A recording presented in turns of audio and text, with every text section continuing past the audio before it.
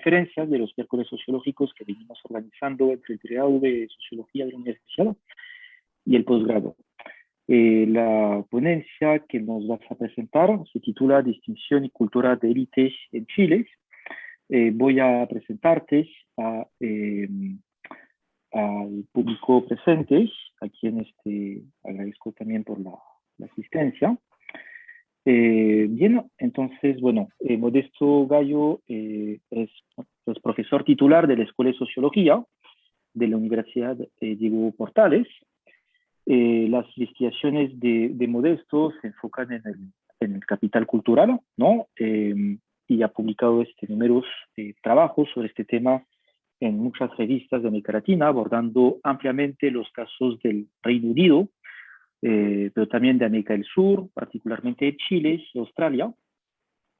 Modesto es coautor de libros sobre el Reino Unido, Culture Class Distinction, otro libro que se titula Upper Middle Class Social Reproduction, Wealth, Schooling and Residential Choice in Chile, publicado con la editorial Palgrave en el 2019.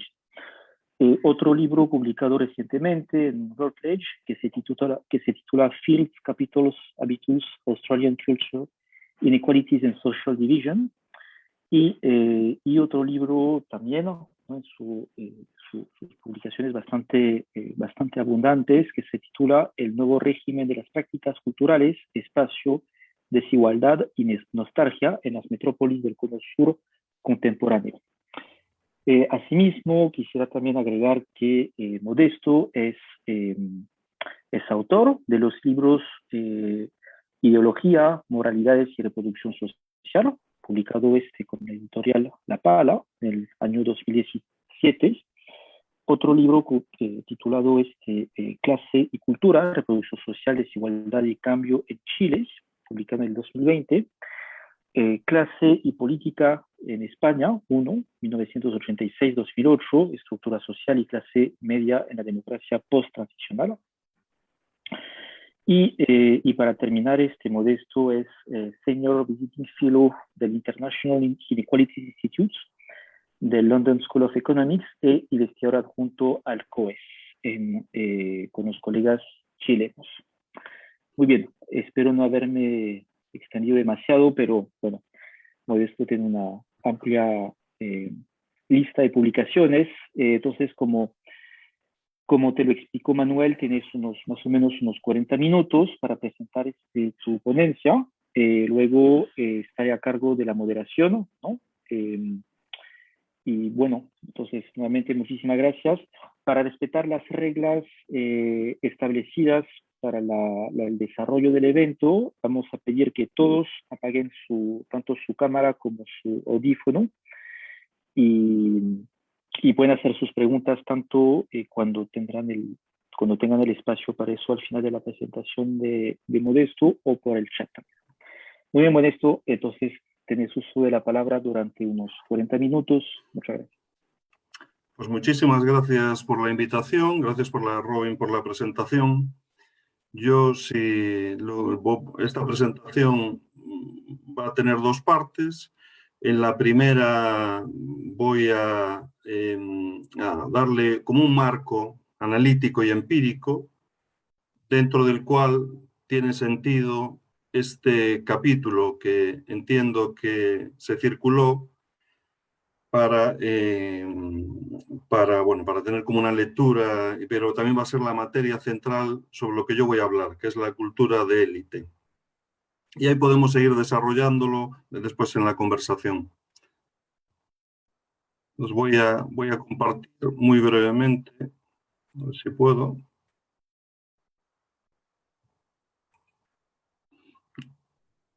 Parece que no estoy habilitado para compartir, no sé si podríamos, si se me podría atribuir. Manuel, ¿tú puedes hacer eso?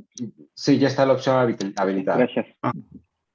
Muy bien, muy rápidamente, pues yo lo que voy a hacer es utilizar el capítulo.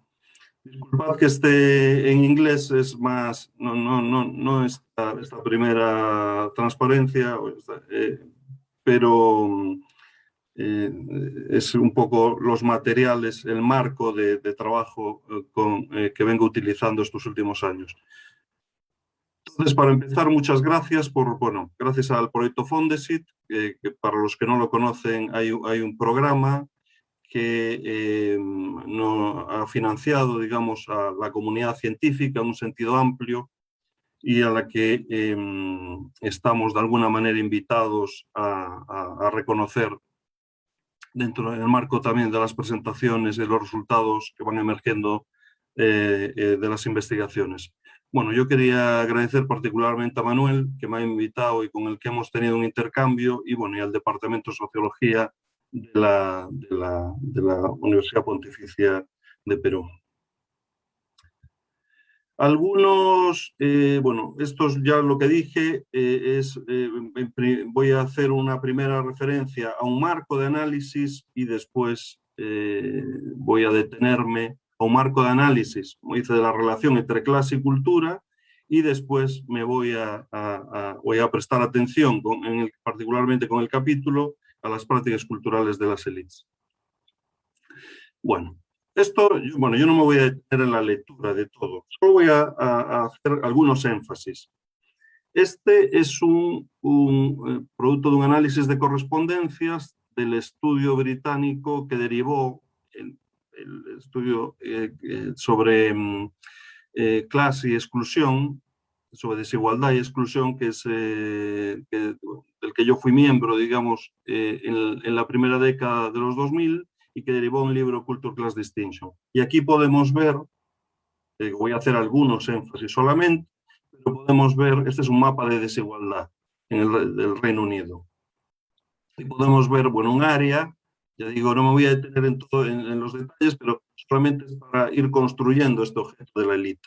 Aquí hay un área de muy baja participación, esto que dice 0, ir al teatro, el gusto por la música clásica es bajo, la asistencia a museos baja, fish and chips, o les gusta este tipo de restaurantes, etc. Y por otro lado, lo que más nos interesa para esta presentación, bueno, son propensos a ir a restaurantes franceses, son asiduos a las galerías de arte, a la ópera, a una alta asistencia a museos, teatros, etc. Este es un mapa bastante que son propias de una clase media alta o, si queremos, de una élite. Y después vamos a ver vamos a hablar de esto de la élite y por qué este capítulo sobre la cultura de élite, y que tiene mucho que ver con estas metodologías. Aquí podemos ver también en el caso australiano, que derivó en este libro que decía Robin, que salió recientemente, el de Fields Capitals Habitus. También un mapa muy similar, tampoco me voy a detener en los detalles, aquí podéis ver mucho no. Es de los que no hacen, solo os puedo decir de forma más o menos anecdótica, para los que quizás no habéis tenido mucho contacto con el Reino Unido y Australia, ambos países anglosajones. Australia se formó, es una colonización inglesa originalmente, de fines del siglo XVIII, y en el caso del Reino Unido, en el mundo anglosajón, es visto como un país donde la clase es un concepto que digamos, forma parte de un acervo de la vida cotidiana. El caso australiano es muy distinto, es un país donde ellos mismos dicen que hay lo que le llaman egalitarian ethos, ¿no? Un ethos igualitario, entonces de mayor igualdad. Pero cuando vemos este tipo de análisis, podemos encontrar que se da algo bastante parecido, con ethos igualitario, ¿no? Algo bastante parecido a lo del Reino Unido. Entonces aquí tendríamos a los que tienen más libros o leen más libros, bueno, poseen más libros, van con más asiduidad a la ópera, etc. Los museos, lo mismo que veíamos antes.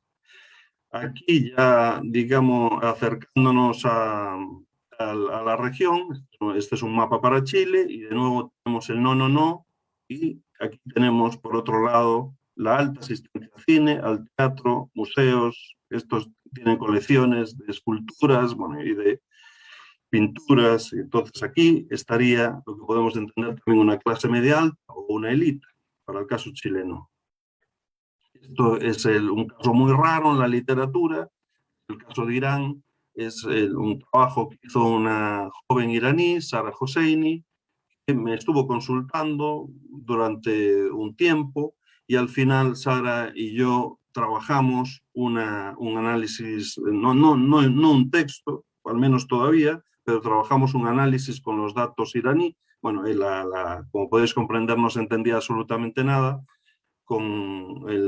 pero lo que hizo Sara, tradujo la base de datos y después yo la trabajé también para poder... ¿Y qué tenemos en Irán? Bueno, con estos 100 casos, que son casos de entrevistas que hicieron en una universidad a 3 estratos, ¿no?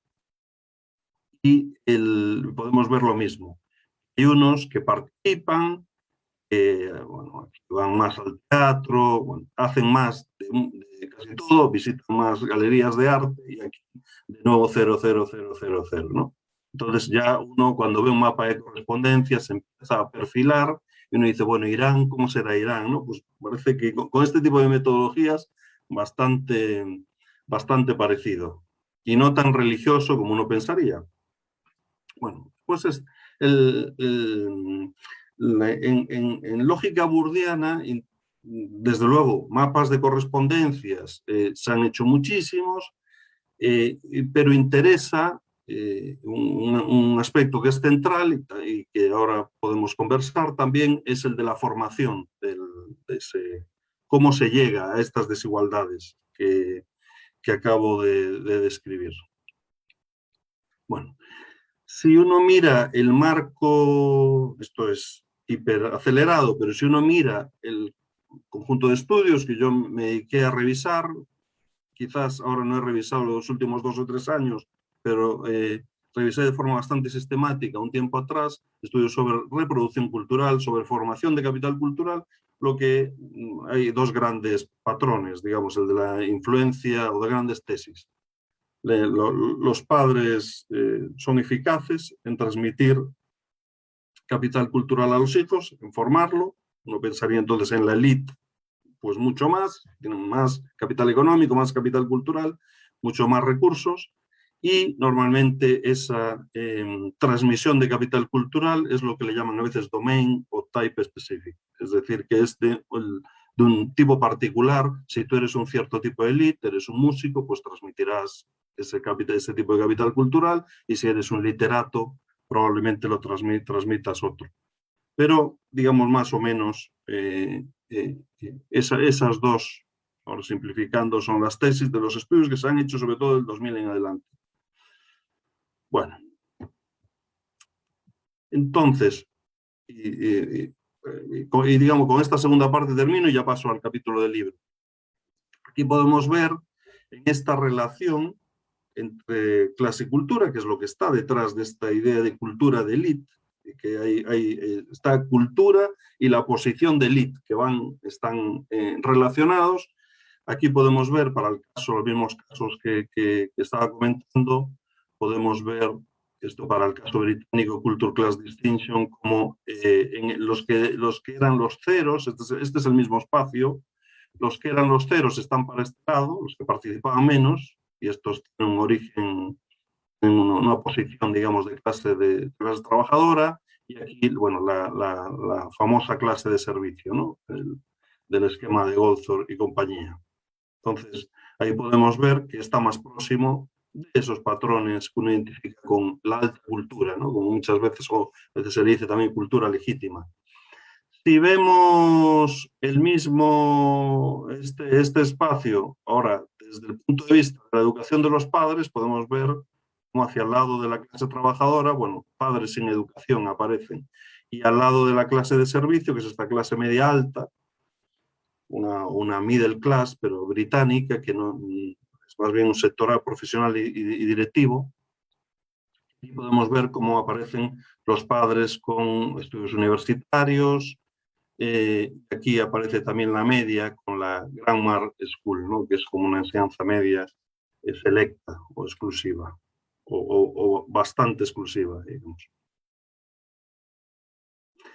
Si nosotros nos vamos al caso de, con esto voy terminando esta parte, al caso de Australia, ya os dije del etos igualitario, aquí podemos ver este etos, bueno, esto es parte de un capítulo sobre educación, es un espacio que, bueno, generamos, y aquí podéis ver que en Australia, aquellos que tienen posgrado, muy probablemente, lo voy a decir de esta manera, siempre en términos relativos con estos mapas, pero muy probablemente en parejas, este es el partner, estudios de posgrado, madres con estudios de posgrado, padres con estudio de posgrado. En cambio, un australiano o australiana con educación secundaria o inferior, pues muy probablemente tiene una pareja con educación secundaria o inferior, y lo mismo para padre y madre. Esto para que os hagáis una idea, porque no sé qué, muchas veces se extienden estas ideas de la desigualdad que hay en Latinoamérica, y evidentemente hay mucha desigualdad, pero en otros países también. Antes de pasar al capítulo, quiero hacer aquí una mención sobre un patrón, este patrón del caso que está descrito en el mismo libro, digamos, del que se extrae este capítulo de Cultura de Élite, de este libro Clase y Cultura. Aquí se puede ver más que en el ABC1, que es el sector más alto, aquí podemos ver cómo este es el cambio de prácticas culturales, de número de prácticas que realizan, ese es el indicador que generé, aquí entre padres e hijos. Como podéis ver, estos son los hijos, la línea continua, y estos los padres. Y aquí tenemos el 0, los que no tienen ninguna participación, con estas escalas, evidentemente. Aquí lo que podemos ver es cómo los hijos mejoran significativamente con respecto a los padres. En el C2 es una clase media más consolidada, mejoran históricamente los hijos con respecto a los padres, también en esta clase media, vamos a decirle de esta manera, C3 también mejoran, pero si nos vamos a los grupos más bajos, los sectores populares, de menos recursos, apenas hay cambios. En un país en el que ha habido un enriquecimiento considerable, muy significativo, de esos sectores medios, tanto en términos culturales, de capital cultural, como en términos económicos. Entonces, hay para que lo entendamos, esta apropiación de las nuevas prácticas, de las nuevas oportunidades, fueron cooptadas, tomadas por los sectores que tenían las condiciones económicas y condiciones culturales para tomar estas oportunidades. Esto más bien son los sectores medio altos, y un poco también nos habla de cómo se ha ido en buena medida polarizando la sociedad chilena. Bueno, esto con estas metodologías, que han sido y uno puede utilizar otras herramientas. Y puedes decir, bueno, pero se han hecho regresiones, sí, se han hecho, hemos hecho, toda la comunidad, ahí podéis encontrar de todo. Pero, ¿cuál es el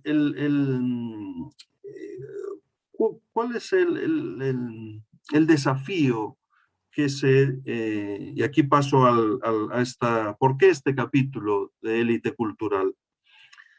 En buena medida porque en el involucramiento que tuve con esta comunidad de estudiosos y habiendo sido testigo y hasta un cierto punto parte de intentos por analizar la cultura de élite, siempre me pareció que la solución era insatisfactoria. Entonces, tanto con los análisis de correspondencias, en parte, ¿por qué? Porque no está la élite. Lo demás lo tienes que suponer. Entonces, con estas metodologías de encuesta, ahí estabas hablando en buena medida de los que no estaban. Llegabas hasta las clases medias o incluso clases medias altas, profesionales, directivos, hasta un cierto punto. Pero lo que uno considera muchas veces élite como un grupo con más poder, más recursos, esto desde luego estaba fuera de estas metodologías. Y los intentos de los que yo había sido testigo, ahí podría decir más que protagonista, me pareció que no que eran totalmente inconducentes, pero que no producían lo que se esperaba o en muchos casos tanto fue así que esos resultados no llegaron a tener protagonismo en los proyectos, a pesar de lo llamativo, ¿no?, que puede decir uno que es la cultura de élite. Bueno. Entonces, ahora voy a compartir el texto. Lo que voy a hacer en estos pocos minutos, voy a ir combinando pues lo puedo hacer un poquito más grande. Bueno, cultura de élite. Y aquí es lo que hice en este capítulo. A ver si puedo... Como os digo, un poco venía de esa insatisfacción.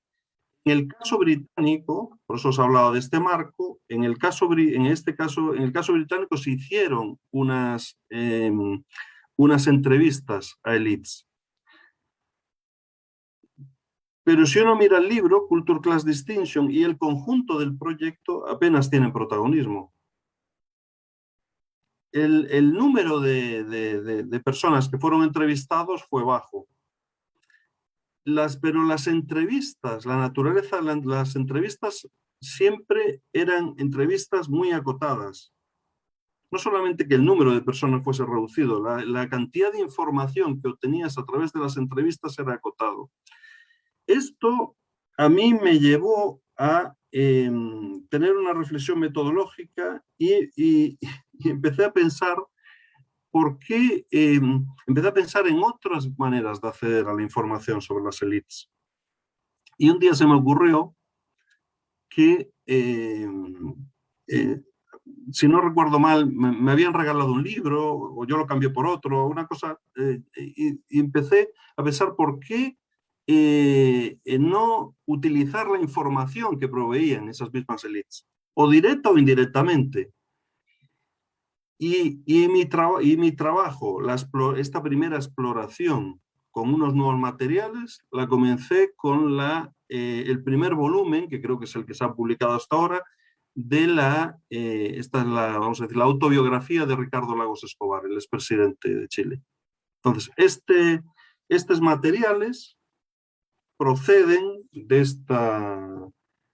este ensayo, digamos, y yo lo que voy a hacer, bueno, es leer alguna de las partes que me parece más llamativa de este texto.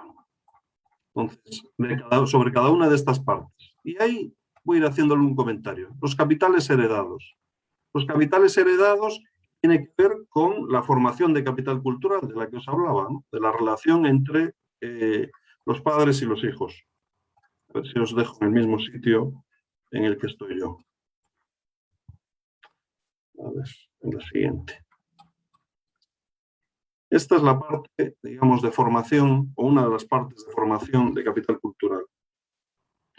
Dice, estos casos muestran la conciencia muy presente en estas familias sobre la relevancia de la educación, siendo el paso por el sistema educativo formal un elemento esencial de casi toda trayectoria dentro hacia la élite, y constituyéndose asimismo el éxito en esta esfera en un requisito habitual que anticipaba un fructífero involucramiento en el desempeño de futuras responsabilidades. Esta conciencia tuvo como condición las posibilidades materiales que a través de diferentes medios estuvieron generalmente disponibles dentro de las tramas sociales que habitaron, haciendo posibles sus elecciones a veces difíciles, ser poeta, filósofo, dramaturgo, novelista. Los padres, el caso de Pablo Neruda, por ejemplo, el Pablo de Lucho Yarzún. Aquí se estudiaron todas las biografías que yo puedo encontrar, que no eran muchas, 9 biografías que estuve, para que os hagáis una idea, leyendo entre principios del 2014 y algún momento del 2017.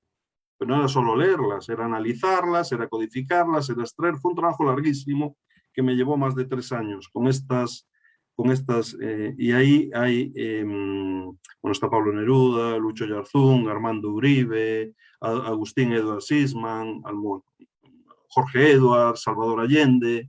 Ahí no alcancé, estuve trabajándola, porque después parece que son casi todos hombres, solo alcancé a leer la biografía de Lucía Ireart, la ex de Pinochet, que en parte era una biografía de Pinochet, la de Pinochet la tengo aquí también, por cierto, y se me quedé a medias, me leí una de las biografías y me quedé a medias con la segunda, no me dio tiempo, por los tiempos de la publicación, la de la Violeta Parra, aunque hay algunas referencias. Entonces, hay una atención muy importante en estas familias, bueno, a esta trama, y con este capítulo yo quiero salir, aquí está un poco más latente, pero a través del estudio de estas biografías, que es un material muy abundante, lo que hice al leer este material, una de las conclusiones claras que extraje de este material es que era insuficiente este modelo de relación padre-hijos, aunque los modelos estadísticos, yo también he hecho esos análisis, es muy eficaz. Pero cuando uno estudia las biografías, se da cuenta de la cantidad de resortes a los que acudieron estas diferentes personas. Y a veces el padre ni estaba. En el caso de Ricardo Lagos Escobar, el padre era mucho mayor que él y falleció relativamente pronto en su vida, digamos. O no tenía, como Lucho Oyarzún, no tenía tampoco grandes recursos económicos, pero el entorno de Oyarzún sí los tenía. Entonces lo mismo con el caso de los Parra y también, ¿no? Que no es que tuviesen un padre con grandes recursos, pero esos estuvieron o pudieron utilizarlos en algún momento, recursos que estaban en su entorno. Bueno, esto para salir con este material un poco de la manera en la que se van construyendo los objetos, en particular el trabajo sobre prácticas culturales, que era un poco tratando de mover esta agenda que me sigue pareciendo que estaba un poco a veces detenida.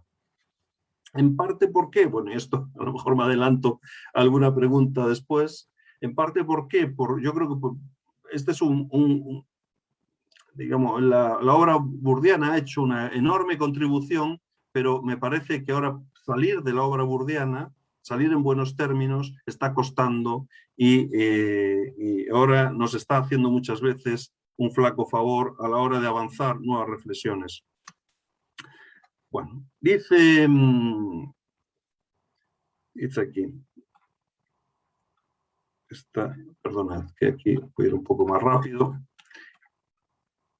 Dice, pero sin duda la intensidad del involucramiento personal es uno de los requisitos generales. Ser élite implica usualmente, también quería evitar quedarse en esta idea de que, es que te lo transmiten de padres a hijos, ¿no? Y entonces, bueno, esto no es como el capital económico. Por eso digo aquí, ser élite implica usualmente un gran compromiso y una considerable dedicación de tiempo. Está presente una gran atención a la formación y, por tanto, al destino de su descendencia, ¿no? Las familias también están muy atentas.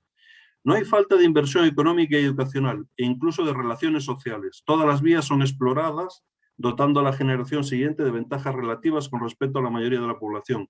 Conocimiento de otras realidades nacionales, adaptación a experiencias variadas y más globales, aprendizaje de idiomas, estudios en el extranjero, amistades dentro y fuera de su país, recursos a otras élites para conseguir empleo. Esto es tan evidente, y bueno, está en este mismo capítulo, también que Armando Uribe, así lo dice, él mismo, que es una persona que se pasó, que estaba trabajando diplomático, vino el golpe de Estado, el 73, él estaba en China, y después, se fue a Francia. No vivió en Chile durante todo el periodo de la dictadura, pero él mismo dice cómo se había acercado a personas de la Marina, que es como el estrato más alto del ejército, para ir introduciendo a sus hijos. Entonces esto estaba totalmente asimilado como algo normal, ¿no? Bueno, para conseguir empleo, es decir, lecturas, excelentes colegios, una formación al alcance de muy pocos, a menudo proveída por el Estado, como en el caso destacado de los diplomáticos. Entonces hay dice, las personas aquí estudiadas se caracterizan por estar insertas en entornos sociales en los que se incentivó o se hizo posible la educación que finalmente ellos proyectaron en su vida cotidiana. Bueno, esto está extraordinariamente presente con el estudio de este material, que, como digo, es muy rico. Algunos otros elementos está un poquito ya más adelante. Algunos.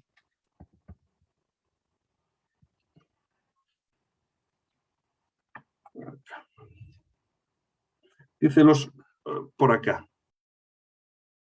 Por ahí, ahora no me puedo detener, pero dice, los individuos de las clases más privilegiadas se visten con ropas culturales extranjeras, hablan sus idiomas, caminan, bueno, en algunos casos no solamente hablan, en el caso de Agustín Edward Sidman, que los Edwards son una familia muy importante desde la segunda parte del siglo XIX en Chile, una familia muy adinerada, quizás, pienso yo, hoy menos que nunca, pero muy adinerada, incluso ellos o las hermanas, el Agustín Edwards de turno era el que manejaba el imperio y se pasaban la vida en Londres, en París, no un sitio tan ordinario como Santiago de Chile, ¿no? Ellos se pasaban la vida por ahí, por el mundo. Él mismo estudió también en colegios ingleses, finalmente en la universidad en Princeton, y ahí, bueno, ahí entró en contacto con la CIA. Entonces, los individuos de las clases más privilegiadas se visten con ropas culturales extranjeras, hablan sus idiomas, caminan por sus lejanos barrios, comprando objetos aquí y allá destinados a demostrar que hay un mundo mejor, lo que termina sotizando su propia realidad considerada llena de carencias a consecuencia de lo que debió haber sido y no fue. ¿No? Este es un continuo, está permanentemente presente, que esto podía ser, y ahora con las movilizaciones también, esto podía haber sido de otra manera, o aquí hay una carencia, pero es de la población, no es de las élites, es una continua falta de reconocer lo que uno es. Sigue aquí un poco también sobre estas temáticas, dice, si algo se observa a través de la lectura del material biográfico, es lo que se podría denominar una distinción tripartita, que separa el capital económico y su muy elevado consumo, incluyendo el arte como uno de sus objetos, el capital cultural y la combinación de consumo y producción culturales y artísticos, y finalmente el capital político, donde el arte aparece como un elemento colateral a la centralidad que posee la formación educativa y lo que se podría delimitar como un área fundamentada en el conocimiento de las ciencias sociales y el derecho. En el caso tanto de Salvador Allende como de Ricardo Lagos Escobar, ahí se nota mucho. En el caso de Ricardo Lagos, claramente, que hasta, digamos, tiene formación en derecho, una inclinación a las ciencias sociales, evidentemente por sus tareas, digamos, también en su día estuvo en la Flaxo, ocupó un cargo de relevancia en la Universidad de Chile, bueno, y él después hizo un doctorado en economía hacia los años 50 en Estados Unidos. Entonces, es un perfil cultural peculiar. En este sentido, ¿qué es lo que han estado las investigaciones de matriz burdiana con bastante frecuencia han estado buscando diferencias dentro de la LIT en la clave que deja inscrita en la comunidad, no solo en el libro, inscrita en la comunidad, en la cultura de los estudios sobre desigualdad cultural, Pierre Bourdieu en la distinción, que es esa famosa estructura en cisma, ¿no? De que el capital económico está por un lado y tiene una serie de prácticas en la clase dominante, y aquellos que dependen más bien del capital cultural tienen otra posición. Este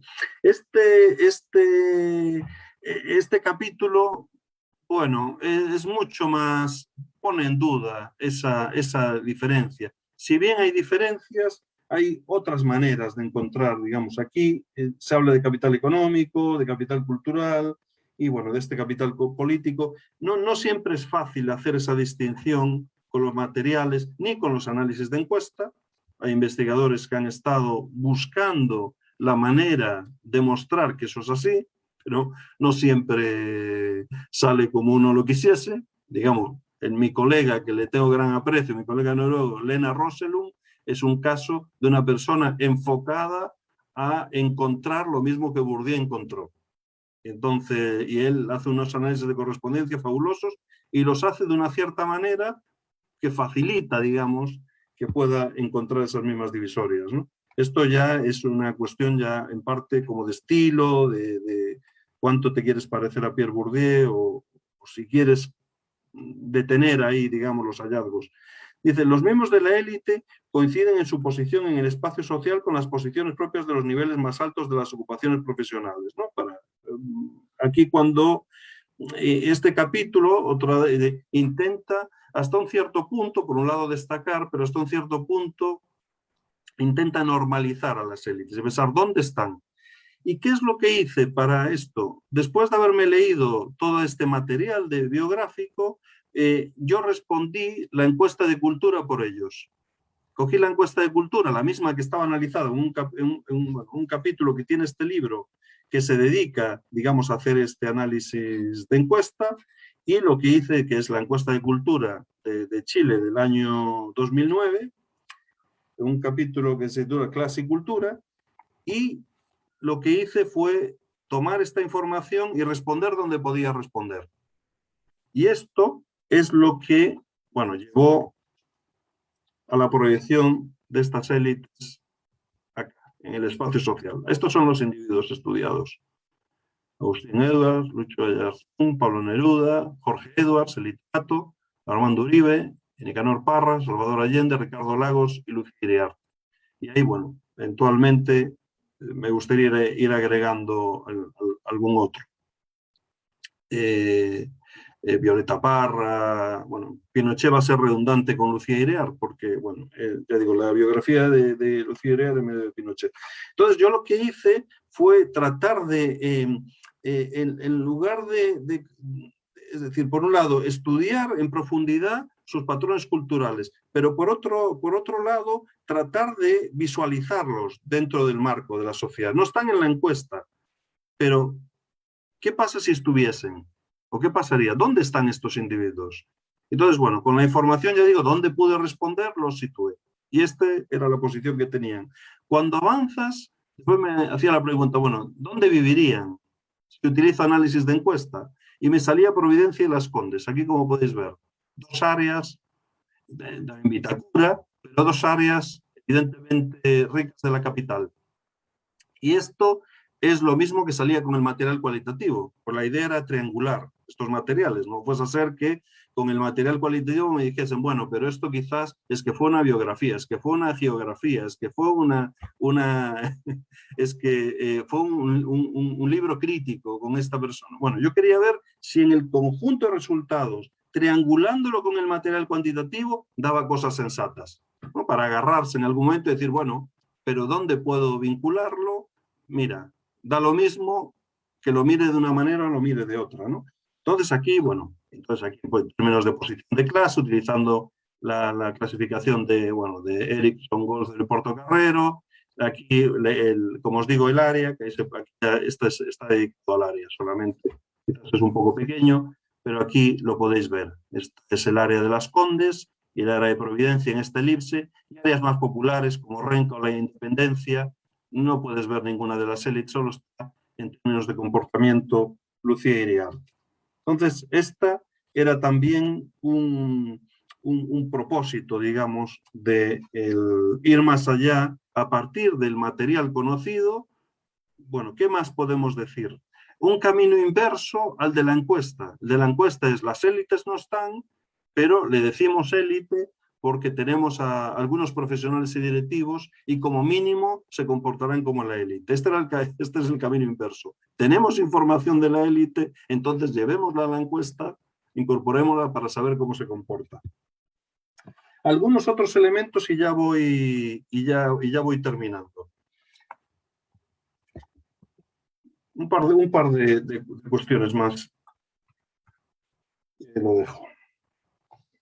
Ser parte de la élite parece requerir un compuesto de varios elementos, entre los cuales están la práctica cultural o los saberes, el ejercicio de ocupaciones elevadas, de perfil profesional o directivo, sino propietario, y residir en un barrio de la ciudad bien valorado.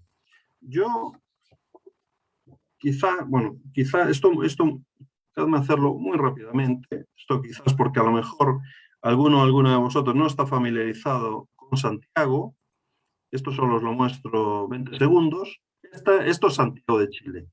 Este es del libro Upper Middle Class Social Reproduction, que escribimos con María Luisa Méndez. Este es el barrio alto. Aquí es donde están Providencia y Las Condes, en esta área.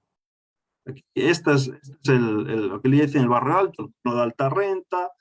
Bueno, y esto es como se va poblando. Pero aquí no me voy a detener en esto. Cuanto más azul, más élite. Está la upper class, ¿no? Cuanto más azul, como van tomando nuevas áreas, porque se han ido desplazando hacia la cordillera. Que esto es algo que os voy a mostrar ahora. Pero para que os hagáis una idea, este es el centro de Santiago y este es el desplazamiento hacia el oriente. Con esta metodología, con estos mapas, que son muy detallados a nivel de manzana. Entonces, mirad, este es el desplazamiento. La clase alta, Agustín Edward Sisman, vivía en el centro, al lado de la Ruta 5, al lado de la norte-sur de la Panamericana. Y se fueron hacia la zona de Américo Vespucio y de Vitacura. Y este es un movimiento muy habitual. Lo hicieron, bueno, ahora es justamente lo que os voy a mostrar. Y que se vaya poniendo azul más claro, sencillamente que van llegando más clases medias altas, no tanto clase alta. Primero llega la clase, esto está explicado aquí, llega la clase alta y después le sigue este otro sector. Y ahora vuelvo a los mapas y bueno, ya voy terminando. Para que veáis que el movimiento es hacia el oriente. Esto es importante acá. En lo que os voy a mostrar, ahora voy a leer 2 párrafos y os voy a mostrar justamente las trayectorias residenciales. Entonces, por eso dice, ser parte de la élite, lo que estaba leyendo, parece requerir un compuesto de varios elementos, entre los cuales están la práctica cultural, los saberes, el ejercicio de ocupaciones elevadas, y residir en un barrio de la ciudad bien valorado. La élite cultural santiaguina convive con el privilegio económico y hasta cierto punto es producto del mismo. Y justamente toda esta referencia, este tipo de referencias, lo saco en el diálogo, con esa insistencia en la estructura en cisma, de que yo muchas veces, la verdad, es una estructura en cisma de la clase dominante, yo diría, cierta hasta un cierto punto, digamos. Si solo es visto desde las prácticas culturales, yo creo que se da bastante, pero hay nexos, puentes, vínculos muy fuertes entre ambos.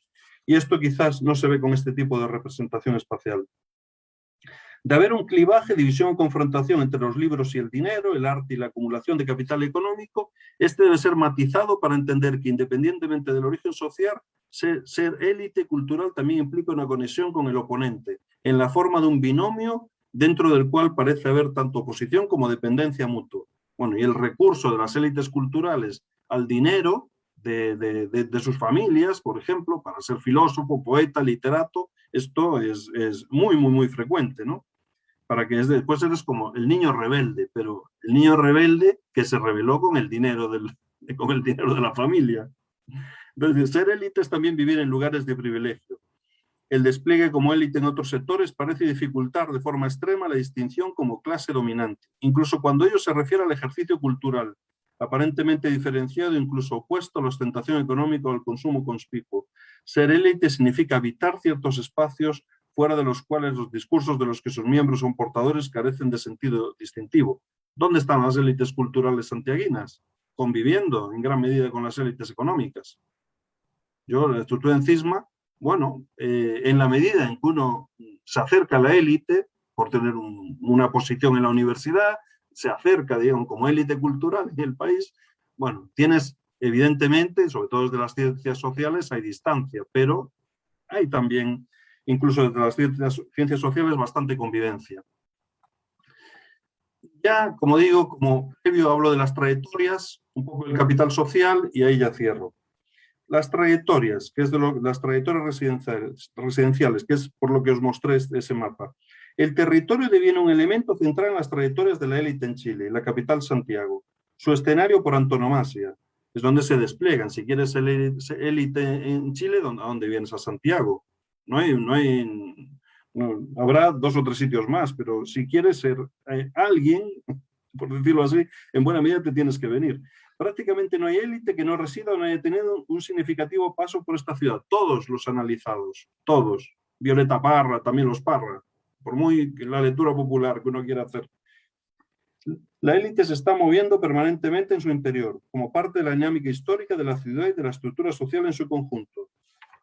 También es propio de este grupo el movimiento entre grandes capitales, principalmente Londres, Nueva York, París y Madrid, ¿no? Esto también es bastante habitual, también, no solamente para Agustín Edwards, sino también para, bueno, muchos los diplomáticos, por ejemplo, que hay varios. Aquí lo digo, el Ministerio de Asuntos Exteriores, que le llaman el Ministerio de Relaciones Exteriores, financió tremendas obras literarias durante el siglo XX. Para empezar, Pablo Neruda, también Jorge Edwards, Armando Uribe. Entonces, ha sido un mecenas, como digo aquí, de la literatura chilena. Bueno, dice las personas que venían para simplificarlo, que venían de provincias, se tuvieron como Lucha Oyarzún, los Parra, para qué decir de Pablo Neruda, ¿no? Neftalí Reyes, como se llama, de Pablo Neruda, que él se crió en Temuco, que se vino joven. Ser élite significó para ellos venir prontamente donde las voces, aquí tenéis, bueno, este mapa no es muy bonito, pero es el que en ese momento pude hacer. Significó que para ellos venir prontamente a donde las voces y las palabras se multiplicaban. Las amistades entre iguales intelectuales estaban en formación, ejercicio en las instituciones que los habían acogido y fueron forjadoras de vínculos que de uno u otro modo duraron para siempre. La afluencia a Santiago permitió no solo el desenvolvimiento de estos jóvenes talentos, sino asimismo su emergencia y continuidad como un centro con la masa crítica necesaria para convertirlo en un destino atractivo hasta el presente. Estas son las trayectorias de Salvador Allende. Salvador Allende, ya digamos en la adolescencia, que se la pasó en Valparaíso, aunque él nace en Santiago, pero después con su padre a Talca. Bueno, el padre era abogado, trabajó en diferentes lugares. Entonces Salvador Allende después se vino de Valparaíso, que es donde tenía ese contacto con ese italiano anarquista y toda esta historia, ¿no? Que ya conocida, jugaban al ajedrez y, bueno, estas cosas que se cuentan de Allende. Entonces, algunas trayectorias, a ver si, bueno, aquí si lo puedo rotar, esto. Como os dije antes, el movimiento, ¿veis? 5 minutos más y ya termino, ¿eh? El movimiento es hacia el oriente. Si veis aquí, está en pequeño, Lucía Iriart se mueve hacia el oriente. Viene aquí, bueno, esto es por la residencia oficial. Igual es un muy buen barrio. Lucho Oyarzún se mueve hacia el centro en ese momento. Él vivió más en la zona de Las Tardes. Agustín Edwards hacia la parte de Vitacura. Y si vemos los siguientes, también encontramos lo mismo. Aquí tenemos Ricardo Lagos del centro, aquí se mueve también hacia la zona de Providencia. Nicanor Parra se va a la Reina Alta, que es una zona en general de alta renta. Pablo Neruda es un caso distinto, se queda en el centro, bueno, pero Pablo Neruda compra en el barrio alto, en varios lugares. En un sitio ahora que es muy exclusivo, también compró, que es el Cerro Manquehue. Ahí no pudo llegar a construir. Pablo Neruda hizo mucho dinero en vida. Y después compró, bueno, la casa con la que se suele asociar es la de Isla Negra, pero él tenía propiedades en Valparaíso y varias propiedades en Santiago. Entonces, movimiento, como podemos ver en estos personajes, hacia el oriente. Lo veíamos con el libro A Permitted Class Social Reproduction, con análisis muy detallados, y aquí también encontramos que estas élites culturales económicas, no es que las élites culturales se resistieron en el barrio Las Tarres, en el centro del movimiento, se movieron también con la élite económica. Entonces, para poner un poco de paños fríos, y bueno, tendría muchísimas más cosas, pero ahora solamente dejadme terminar con el tema un poco de una referencia al capital social, porque si no me llevaría mucho ya leer todo esto. Una referencia al capital social y ahí lo dejo.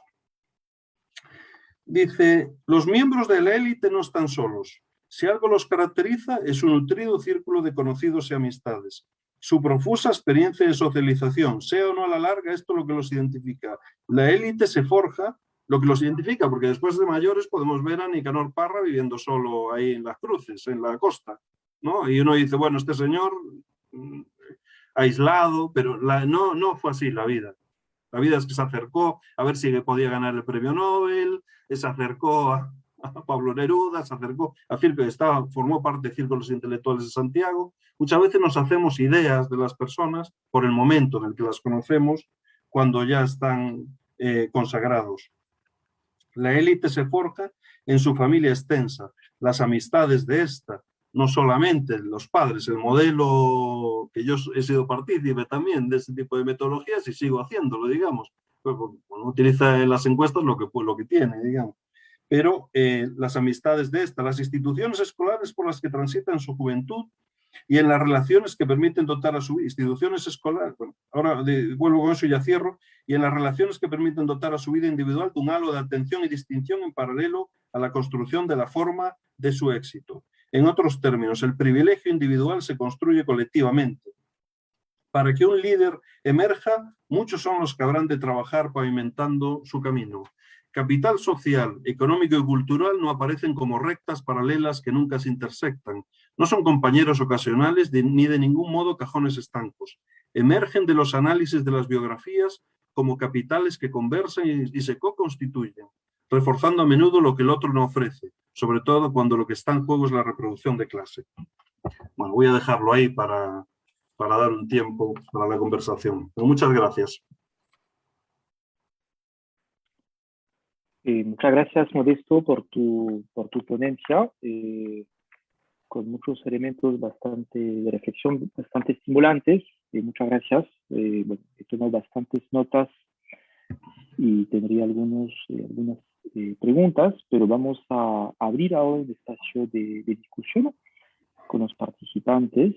Entonces les recuerdo que hay dos maneras de plantear estas preguntas, que pueden hacer ahora de manera oral o también pueden dejar sus preguntas en el chat del Zoom. Entonces, bien, entonces ahora sí, Manuel. Perdón, Manuel, Modesto, si estás de acuerdo, podemos tomar 2, 3, ¿no? Intervenciones. Adelante. Y después de esta pequeña ronda, pues hacer un comentario, ¿no? Una respuesta. Sí, Manuel. Sí, bueno, primero, muchas gracias, Modesto, por la presentación. Yo también, como Robin, me he llevado varios apuntes. Quizás, además, me ha hecho mucho sentido escuchar la presentación sobre Santiago porque no la siento, o la presentación que nos ha hecho sobre una élite cultural y una discusión sobre élite cultural y económica no tan lejana a debates que pueden suceder en el Perú, ¿no? Y eso me ha dado mucho sentido eso que has planteado, ¿no? Yo tendría dos preguntas, ¿no? Dos preguntas, una que tiene que ver más de un orden de cómo trabajaste el texto, porque me parece bien interesante definir eso de que la élite siempre es un objeto esquivo, ¿no? Un que se oculta, ¿no? Y como bien planteaste, que es difícil de capturar y que lo asumimos. Asumimos que se comporta de ciertas maneras, asumimos que porque vive en ciertos lados hace ciertas cosas, ¿no? Y trabajamos con un montón de supuestos. Y creo que la salida que tú ofreces y que nos ofreces en este caso de trabajar desde las biografías y desde otro conjunto de materiales es muy interesante, ¿no? ¿Cuál sería un poco como si nos podrías contar un poquito más de cómo lo trabajaste, ¿no? Además de leer la biografía, ¿no? De cómo aterrizar una biografía que te permita esto que tú dices de tú mismo llenar la propia encuesta en lugar de ellos para ver dónde estarían, ¿no? Que creo que es bien útil, ¿no? Porque no sé si eso sea un sentimiento compartido, pero a veces cuando también hablamos de élites caemos en sentidos comunes, ¿no? Y es necesario encontrar formas de estudiarla a un grupo que es difícil de acceso, ¿no? Sería una primera pregunta. Y de ahí lo otro que me quedó rondando fue lo que dijiste al final, ¿no? Que es esta parte de esta crítica más burdiana de que el lado económico y el lado cultural no necesariamente operan en sentidos distintos, sino que se pueden hasta reforzar y encontrar en esta élite cultural, ¿no?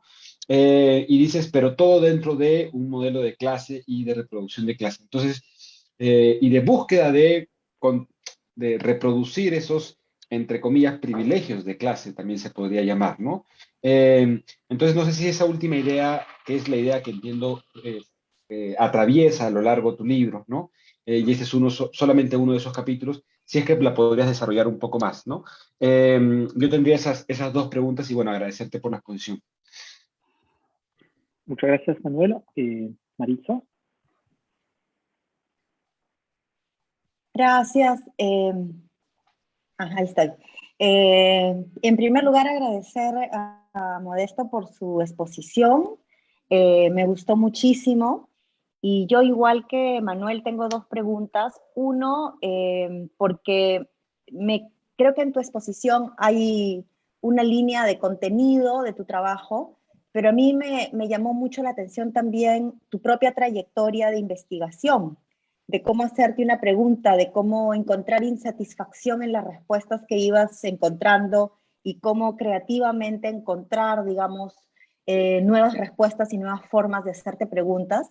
Y creo que este es un espacio donde estamos profesores, pero también estudiantes de doctorado, de maestría, de pregrado, que estamos un poco en este proceso siempre, ¿no? De cómo hacer investigaciones donde no nos quedemos atrapados, ¿no? En teorías, digamos, que son clásicas, hegemónicas, ¿no? Sino cómo hacemos este proceso que tú nos has relatado de manera tan viva y tan bonita, es decir, tu propia insatisfacción es la que te lleva, ¿no? Y casi por una casualidad, ¿no? Porque dijiste algo de un libro que te regalaron, que tal vez tú devolviste, ¿no? Llegaste a una idea, ¿no? Entonces quería un poco preguntarte si puedes decir un poco más de eso, ¿no? ¿Cuánto es eso, una casualidad? ¿Cuánto es el realmente entender que ese es el proceso y estar atento a cuando ocurre, ¿no? Para poder, digamos, llegar a estas producciones y a estas ideas propias, ¿no? Entonces, por ese lado era un poco parecido a lo de Manuel, pero más en el sentido metodológico, ¿no? De la búsqueda del oficio, digamos, de la investigación, ¿no? Y la segunda cosa que a mí me llamó mucho la atención es dos cosas que dijiste a la mitad de tu presentación y luego al final, ya cuando hiciste el cambio al estudio de las biografías. Primero hablaste del entorno, ¿no? Porque dijiste en muchos de estos casos la relación no es una relación lineal de padre a hijo o de padres a hijos, sino la importancia del entorno. Y luego al final dijiste esto es una producción colectiva, ¿no?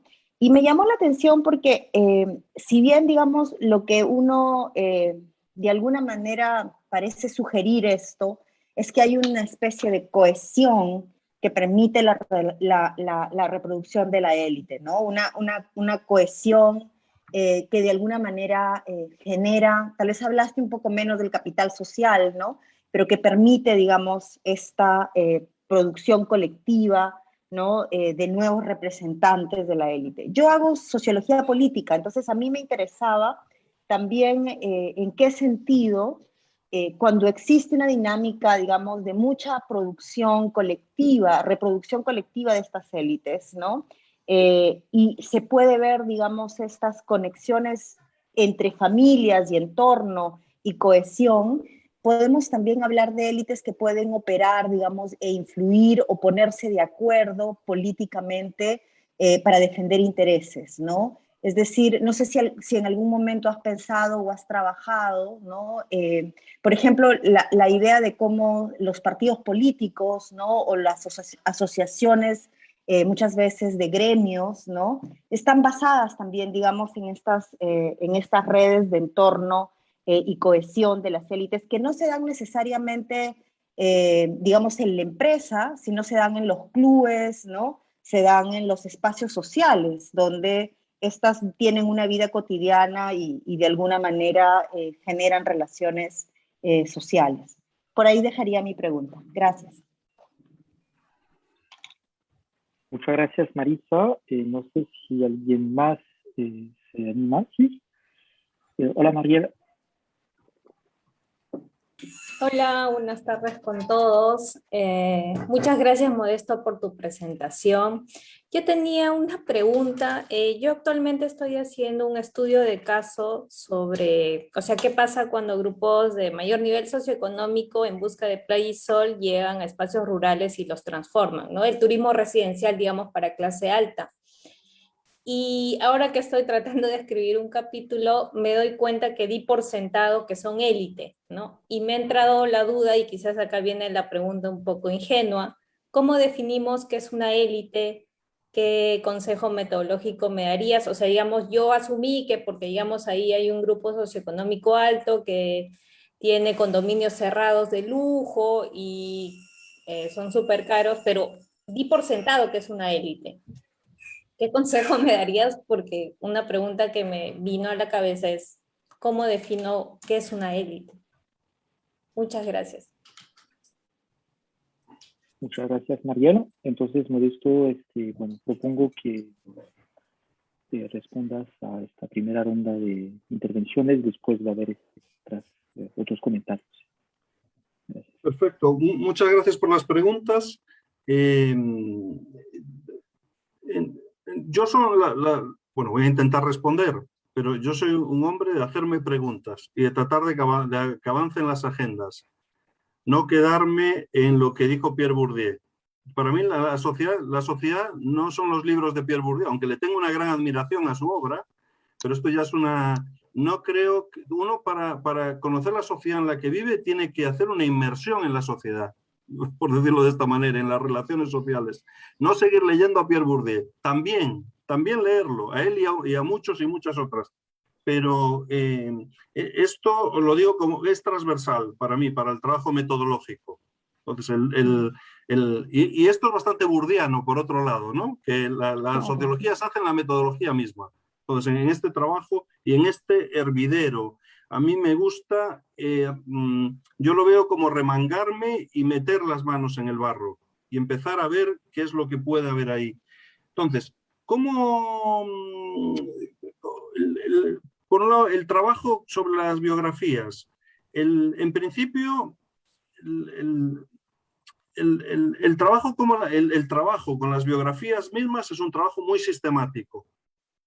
En lugar, ¿cuál es el referente que yo tenía? El referente que yo tenía más importante es en el estudio que hicimos en el Reino Unido, cuando yo estaba con estos famosos profesores, Mike Savage, Alan Ward, Tony Bennett, y se pusieron a buscar a élites. ¿Y qué élites entrevistaron? Élites que, claro, que tenían una posición muy alta, que costó mucho contactarlos, y después les daban una entrevista de 1 hora, hora y media. Y esto era el material que tenías. Pero ese material no está en Culture Class Distinction, por alguna razón será. Y creo que se entrevistaron a 6, 8 personas. Entonces digo, este material es ridículo, yo pensaba, yo no lo podía decir en ese momento, que era un joven investigador, pero yo después digo, este material es ridículo.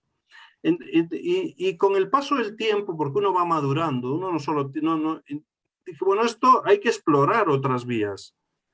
Bueno, tampoco puede ser lo que decía John Goldthorpe, de mira, bueno, en realidad, como no, en las encuestas no hay casi ningún empresario, pongamos a los empresarios con la clase de servicio.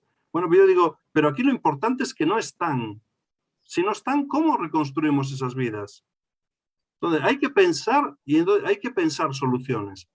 Una solución, en parte, como es en la vida, ¿no? Como recuerdo una vez con una charla de Juan José Lin, ¿no? Este famoso politólogo español que nos decía, bueno, uno se va encontrando con elementos, con personas en la vida y con esos azares vas haciendo la carrera.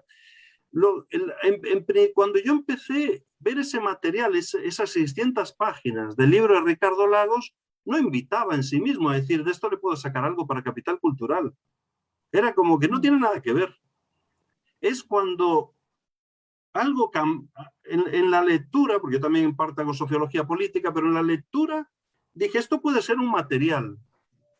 Porque esto estaba construido, no porque desde el trabajo que me parece que hacía con 4 historiadores, y él lo que hacía era, él tuvo un conjunto de conversaciones con ellos, y con ese material construyeron el texto. Entonces digo, si este señor, en lugar de darme una entrevista de 1 hora, hora y media, que difícilmente la voy a conseguir, yo tengo 600 páginas hablando de su vida. Digo, algo habrá ahí, en este tremendo trabajo de estos historiadores, después de 20 entrevistas a Ricardo Lagos. Entonces, algo habrá ahí que me pueda resultar valioso. Y entonces uno va probando con la primera, la lees, pero te tomas el tiempo de leerte 600 páginas y analizarlas, subrayarlas, etc. Bueno, aquí hay algo. Y después vas a la segunda, y vas a la tercera, y vas a la cuarta. Es muy arriesgado, porque un académico, lo más fácil es me tiro con el paper que ya tengo preparado, no hago una inversión enorme de tiempo, me llevó más de 3 años, una inversión enorme de tiempo, cuando el entorno que tiene dice, ¿para qué haces ese esfuerzo? Esto es muy poco eficiente. Entonces, es muy poco eficiente ir una por una. ¿Cuál es el trabajo? Es que, claro, el trabajo es leerlas, pero después es fragmentarlas, extraer el material, codificar ese material, después esto, analizar ese material.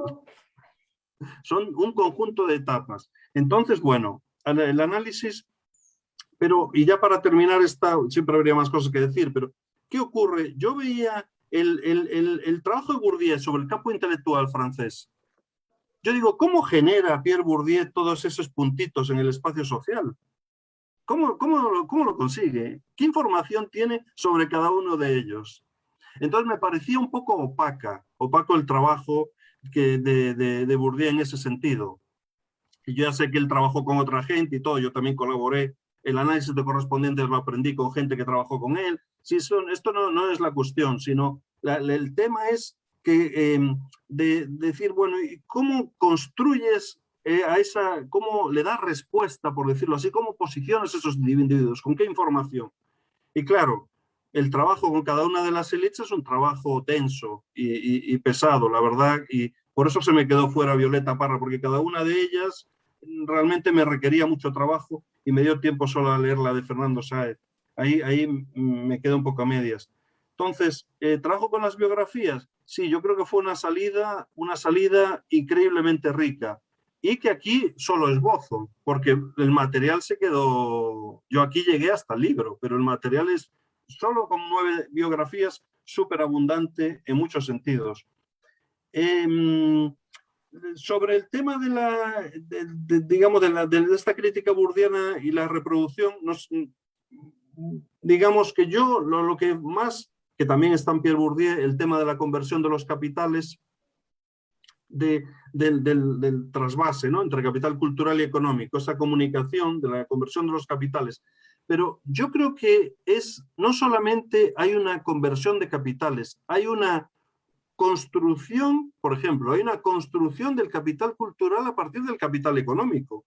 Jorge Edwards es un privilegiado. Es decir, él dice que es de los Edwards pobres, pero los Edwards pobres son los ricos del país, en parte. Entonces, esto es... Armando Uribe se presenta como una persona de clase media, pero su padre era un abogado, en una época donde Chile era muy pobre, un abogado que vivía en una zona bastante rica de la ciudad y él era un experto en minería. Ellos mismos tenían alguna propiedad. Entonces, yo creo que hay una oposición, en términos muchas veces políticos, si queremos, hay una cierta oposición, miradas del mundo diversas, pero hay muchos vasos comunicantes entre las dos. Sobre todo yo creo que la élite cultural vive muy amparada hasta cierto punto, opuesta, pero al mismo tiempo conviviendo, con una relación muy íntima con la élite económica. Entonces yo creo que hay mucho trasvaso. Yo también pensaba esta conversación y desde el punto de vista, como era una conversación también con estudiantes de posgrado.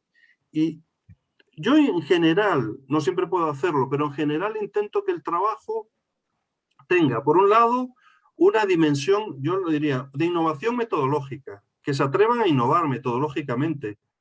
Es decir, está bien, si todos hemos llegado antes hasta un cierto punto, pero es que ese no es el punto absoluto. Hay que seguir moviéndose. Hay que...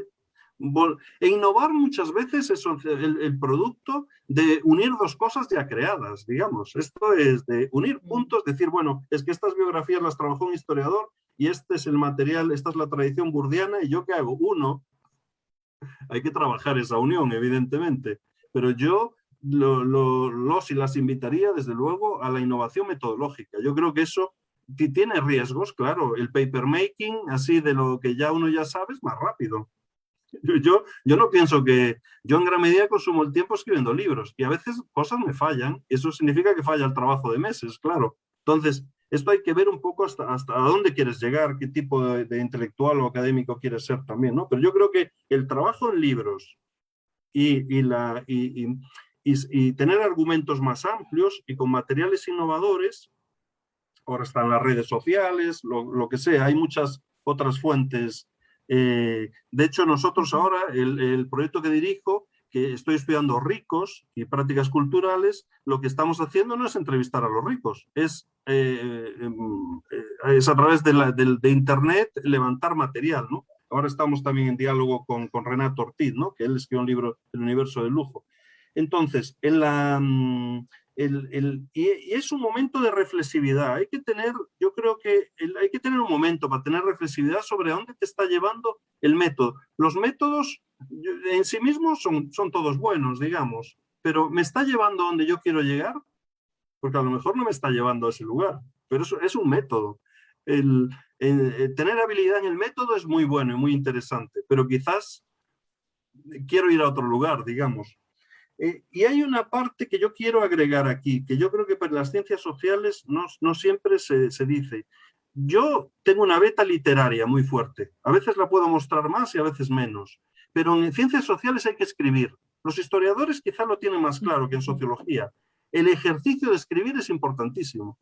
Yo a veces, como dicen escritores que escriben 500 palabras, yo a veces no tengo ninguna gana de escribir, pero me escribo mis 500 palabras. Entonces, el ejercicio de escribir también va construyendo el objeto. Al final, uno que quiere relacionarse con un lector. Entonces, esto yo creo que también se lo enfatizaría a los y las estudiantes. El ejercicio de escribir y escribir con calidad es muy importante. Yo, cada vez que encuentro un error en mis textos, me echo las manos a la cabeza y digo, ¿por qué no lo habré leído otra vez, no? Entonces, después, bueno, si no ocupo todo el tiempo, bueno, la importancia del entorno, fundamental. La élite se produce colectivamente, no solamente de padres a hijos. Ahí puedes ver los límites de las metodologías cuantitativas. Con estas metodologías realmente la riqueza es tremenda de momentos clave, porque no solamente la influencia del padre, puedes ver momentos. Pablo Neruda se cruza con un amigo. Pablo Neruda dicen que tenía un origen tan humilde, pero resulta que se cruza con un amigo que conoce al ministro de Asuntos Exteriores.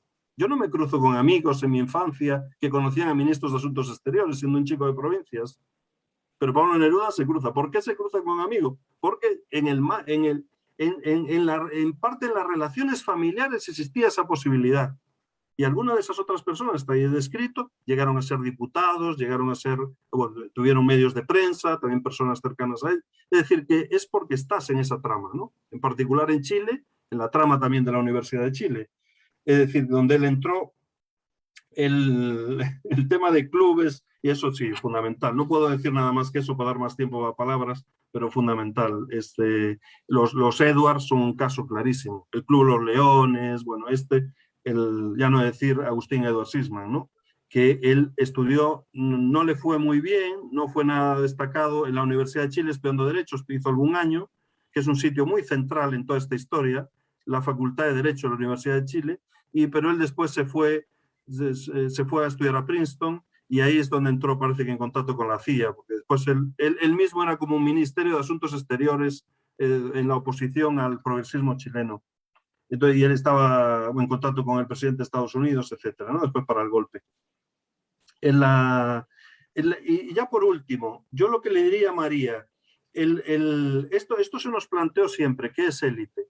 Élite es un vocabulario que yo diría que en muchos casos viene más de la sociología política. Ahora a lo mejor es un poco simplificado. Si bien Pierre Bourdieu utiliza la idea de clase dominante, ¿no? También uno puede decir, bueno, podría esta idea de dominación, a lo mejor uno puede decir, la puede asociar, bueno, hay en sociología también. Pero la idea de élite quizás uno puede asociarla más a la ciencia política, y ya digo, esto habría que pensarlo, y una idea de clase alta, más a estas aproximaciones desde la clase, ¿no? Desde la estratificación. Yo, en mi caso, evidentemente, bueno, como la verdad que mi trabajo cruza sociología de la cultura y sociología política, bueno, opté por esto, y es un poco también hacia donde están yendo los vocabularios, ¿no? También de la gente que se aproxima desde la clase. Entonces, quizás... pero yo lo que diría aquí es lo que una vez en un encuentro en Buenos Aires sobre clase media le escuché a un antropólogo, que es sigue el objeto. Entonces, si alguien te parece élite, quizás sea élite. Después ya tendrás tiempo, si quieres de una manera más antropológica, decir por qué son élite. Pero yo creo que seguirlos es algo muy importante. Y después si dices, no, mira, no era una élite. En realidad tienen esta casa porque la heredaron, pero no tienen poder, no tienen... Esto quizás no era lo que yo pensaba. Bueno, pues sabes que no son la élite que esperabas, quizás es un grupo acomodado, pero no tan elitista, no tiene redes, por ejemplo, como pasa en el barrio alto, hay grupos que tienen dinero, no tienen tantas redes. Uno puede decir, bueno, claro, son una élite profesional, pero en realidad no tienen tanto poder, ¿no? Quizás ahí les llamaría clase media alta, algún otro vocabulario. Pero yo creo que también es al hacer la inmersión que uno va sacando, va trabajando los vocabularios, por decirlo así.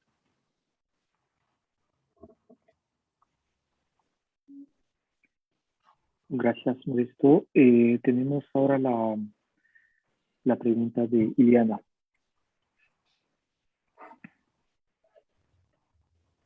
Muchas gracias, Robin. Muchas gracias, Modesto. Muy interesante la presentación. También he tomado muchas notas. Soy estudiante de doctorado, entonces me ha ayudado mucho para todo el proceso que vengo haciendo, ¿no? Y a mí me llamaba la atención algunos temas que quería comentarte, ¿no? Y dejarlos a modo de pregunta, porque, bueno, es súper interesante el tema del espacio, como lo mostrabas, ¿no? Cómo juega la dimensión espacial en este tema de las élites, ¿no? Que se van encontrando en este punto.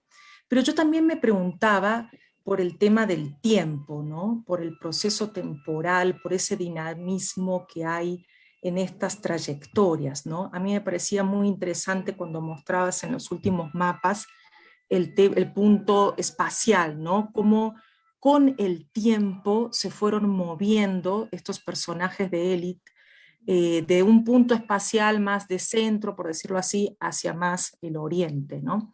Entonces me parecía súper interesante ahí cómo ha jugado la variable tiempo en esas trayectorias para entender un poquito durante ese proceso cómo han jugado las diferentes fuentes, ¿no? Que les han permitido a estos personajes ir creciendo como miembro de élite y mantenerse como miembro de élite, ¿no?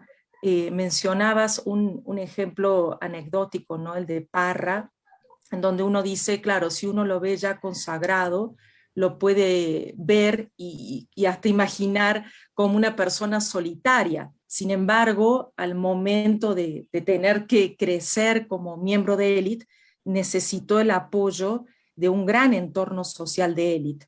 Pero ahí uno podría también pensar nuevamente en el tema temporal, ¿no? Uno podría decir, ¿qué pasa con ese apoyo de élite antes, durante y una vez que ya estás consagrado, ¿no? Quizás una vez que ya estás consagrado, ya te puedes dar el lujo, por decirlo así, de distanciarte un poco de la élite o hasta incluso por momentos es mejor mostrarte un poco alejado de la élite, ¿no? Aunque en realidad no lo estás, pero puedes jugar con esas cosas a medida que va pasando el tiempo, ¿no? Entonces yo quería preguntarte un poquito si pudiste explorar un poco ese tema del tiempo en estas trayectorias tan interesantes que nos has mostrado y que todas terminan confluyendo en un espacio compartido, pero cómo ha sido esa dinámica diferente en cada uno de ellos. Muchas gracias.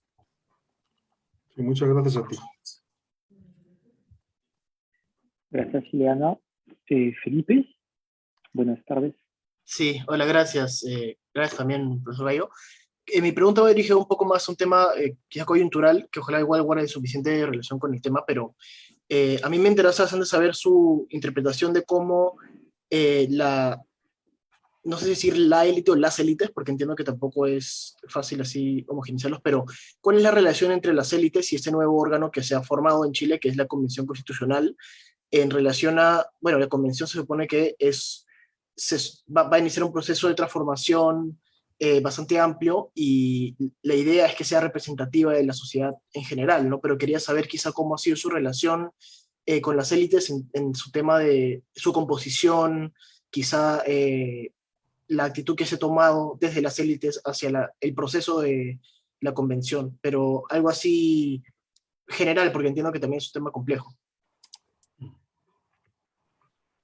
Gracias, Felipe. Y Omar, buenas tardes, Omar. Sí, buenas tardes, un gusto, Modesto, Hola, bueno, Omar, buenas tardes. verte aunque sea por los medios virtuales, ¿no? Pero es un gusto verte. Disfruté mucho haber leído el trabajo con María Luisa, ¿no? Sobre Santiago, ¿no? Y muy contento ahora de escuchar tu trabajo un poco más reciente, ¿no? Que por supuesto también me da mucho que apuntar, aprender, ¿no? Y por supuesto seguir leyendo. Yo tengo una reflexión, comentario, ¿no? Que me gustaría también ver cuál es tu reflexión, comentario al respecto, ¿no? Está un poco el tema de, digamos, la meritocracia, ¿no? Y con esto me voy a poner un poco, no sé, conservador, ¿no? Eh, respecto a, digamos, el argumento de qué tanto talento se desperdicia cuando la élite se renueva constantemente, ¿no? Porque, bueno, cuando tenemos élites bien asentadas o noblezas bien asentadas, digamos que las posiciones de mando, ¿no? Acaban siendo tomadas por, digamos, pedigrís, ¿no? O por linajes determinados, ¿no? Que por supuesto tienen procesos de acumulación al interior de sus familias de capital social, capital cultural, ¿no? Que hace que parezcan muy brillantes, ¿no? O parezcan muy hábiles, ¿no? Pero efectivamente detrás hay un proceso de acumulación y por supuesto, también pueden ser muy hábiles, pero en el camino, ¿no? Se elimina muchísimo talento, ¿no? Particularmente de las otras clases, ¿no? Entonces, uno podría decir, sí, pues es un peligro que las élites se reproduzcan, ¿no? Pero está el otro lado del argumento, que probablemente es el argumento más burdiano y probablemente más pesimista, ¿no? Que es el tema del saber hacer, ¿no? Cuando estás en las posiciones de élite, ¿no?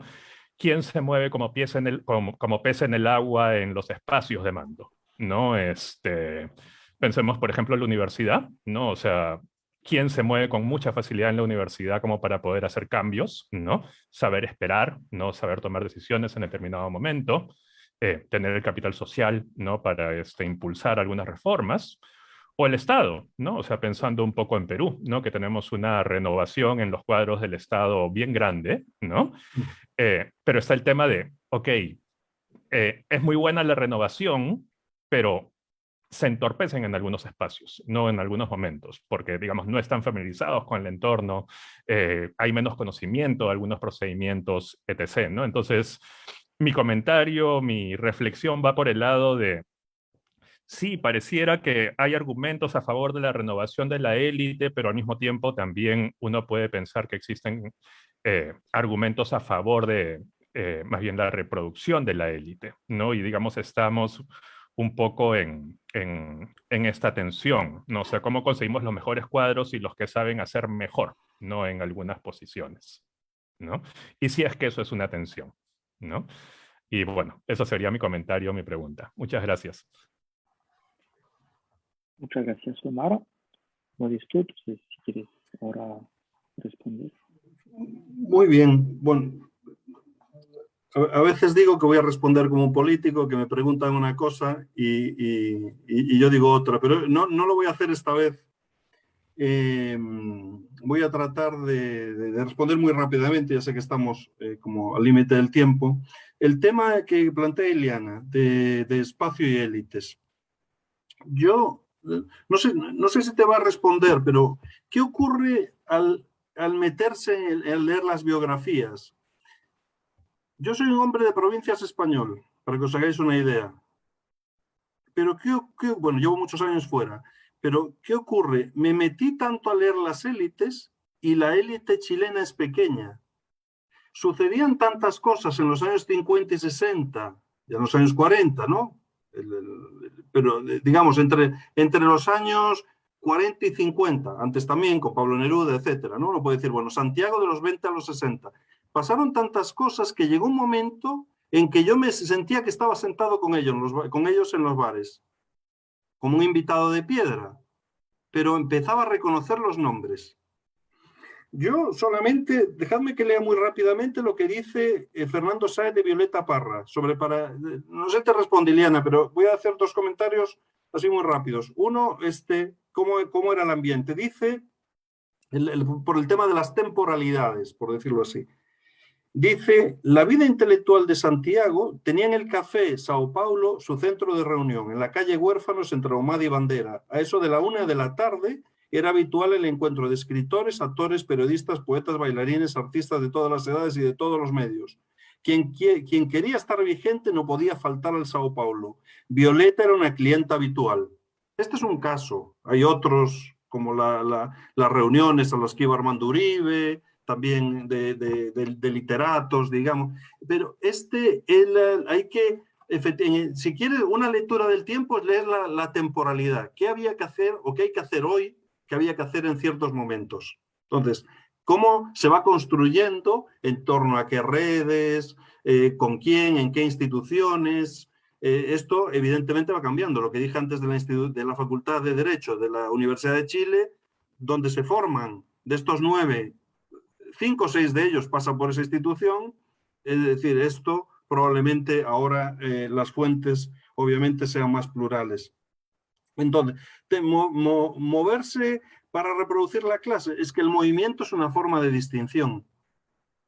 El tremendo palacio, no sé si conocéis Santiago, pero hay un palacio enorme que está al lado de la Norte-Sur, de la Panamericana, en el centro de Santiago. Ese enorme palacio que hoy día es la Embajada de Brasil, era de la familia Edwards. Entonces, el moverse, esos palacios ahora los ocupan las universidades, instituciones. Moverse es la capacidad de moverse, a dónde moverse, es un elemento también que finalmente va construyendo la ciudad, pero también las trayectorias de élite. No solamente es distinguirse con otras prácticas, por decirlo así, a la burdiana, es también moverse en la ciudad, es una práctica distintiva. Entonces, bueno, y eso evidentemente tiene su temporalidad. Efectivamente, cuando estás consagrado puedes hacer otras cosas y hacerte el rebelde y esto. Antes de estar consagrado, Pablo Neruda es en los años 40 y después de la Guerra Civil Española que se hace miembro del Partido Comunista. Antes de Elia del Carril la acerca al comunismo. ¿Pero qué comunismo? El comunismo intelectual de los franceses y de la intelectualidad española. No el comunismo de los pobres. Es un comunismo también de élite de la época, que está muy presente en la... Entonces, es evidentemente lo que después él puede hacer también es distinto con esa consagración de los años 30 en adelante, ¿no? Con residencia en la tierra en adelante, es distinto a lo que podía hacer cuando era más joven, aunque él destacó muy joven en todo caso. El vínculo sale un poco de esta cuestión, vínculo entre élites y convención constitucional.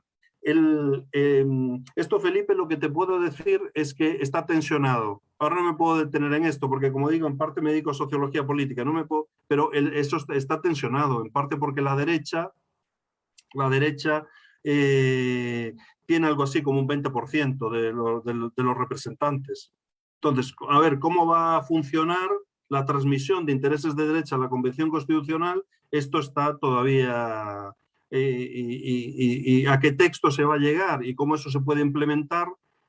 Bueno, esto, ya digo, esto forma un poco parte también de un debate como de historia constitucional, que es súper interesante, pero esto desde luego es algo que hay que ir viendo. Por ahora se instaló, avanza, y yo creo que de alguna manera, conociendo Chile por años, yo creo que de alguna manera se va a llegar a un acuerdo. Pero vamos a ver con qué constitución terminamos.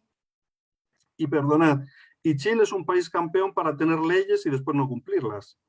Entonces os puedo decir que muchas veces te va a decir que tiene la ley, que tiene que firmó el acuerdo internacional de no sé qué, que tal, y después hay que ver el terreno, ¿eh?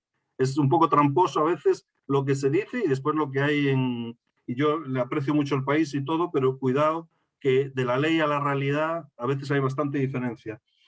Y por último, bueno, ya digo lo de Felipe, que nosotros estamos estudiando el rechazo, ¿no? Bueno, ahora en una conversación con la Universidad de Sao Paulo que nos pidieron que participásemos, y con María Luisa Méndez estamos estudiando un poco fragmentación de las élites y con material cualitativo el tema del apruebo y el rechazo. Esto es, bueno, una cosa que tenemos que entregar pronto y ahí obviamente dentro de este contexto. Sobre el tema del que plantea Omar, que el tema de la meritocracia o la adaptación, yo creo que esto, lo único que puedo decir, Omar, es que hay una tensión. A mí aquí no me gusta, como ahora se lleva esto de decir que uno es populista. Mirad, hay una tensión, pero y eso es evidente. Pero yo que tengo proximidad con la izquierda española, bueno, yo ahora estoy coescribiendo un libro con alguien que es, pues lo puedo decir aquí, da igual, porque va a salir el libro, que ahora es un ministro del gobierno de España.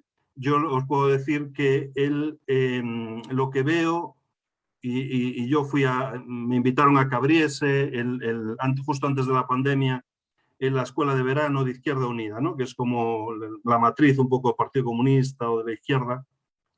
Y yo creo que evidentemente simpatizo mucho con muchas de sus tesis, pero hay una carencia de experiencia. Yo por eso siempre les animo a que tomen posiciones de gobierno si tienen la oportunidad, porque si no, los que las asumieron esas posiciones, sobre todo los socialistas, digamos por decir en la izquierda, 40 años atrás, siempre un poco les pueden decir que no tienen experiencia. Entonces yo cuando converso con ellos, ¿qué les digo siempre? Oye, aceptado, aunque sea de concejal de un pueblo pequeño, no importa, es importante tener experiencia de gobierno. Y porque esas maneras, este dominio de los tiempos, de los espacios, se va generando también a base de tener esos encuentros. Entonces, aquí evidentemente que hay un poco una exclusión de clase. Y siguen, en el caso español de los colegios de Madrid, siguen saliendo los presidentes, etcétera, ¿no? Los líderes de la oposición. Y esto aquí en Santiago también, de los colegios del Barrio Alto. Yo creo que ahora que entra el Frente Amplio, que quizás hay un empuje fuerte, con esto termino, de las clases medias, al menos en las grandes ciudades, ¿no? Y ciudades como Santiago. Yo creo que los jóvenes y las jóvenes que tienen ahora 30, 32, 26, este es el momento de aceptar un cargo, por pequeño que sea, yo diría, justamente para que se cruce estos talentos que se pierden. Y esto se puede ver aquí, ves como en la élite siempre hay un momento para pescar de nuevo al joven y a la joven y decir, oye, vete para este lado o te damos este puesto, y para construir esa experiencia frente a los que quedan excluidos de la misma y de las redes, ¿no? Tener experiencia entre las instituciones es entrar en otra lógica y también conocer a otras personas, etcétera. Tener nuevas posibilidades futuras, aunque sea. Entonces yo creo que en este empuje, yo diría, con esto cierro, en este empuje de las clases medias, yo creo que es importante que entiendan que se requiere un proceso de adaptación. No solamente es lo que estás diciendo cuando eres más joven o cuando estás en la oposición o cuando estás fuera de las instituciones. Se requiere una adaptación para construir democracias viables, sustentables, digamos. Y esto hay que hacerlo desde los que gobiernan, desde la derecha, y también desde los que empujan, desde clases que quieren que sus méritos se reconozcan.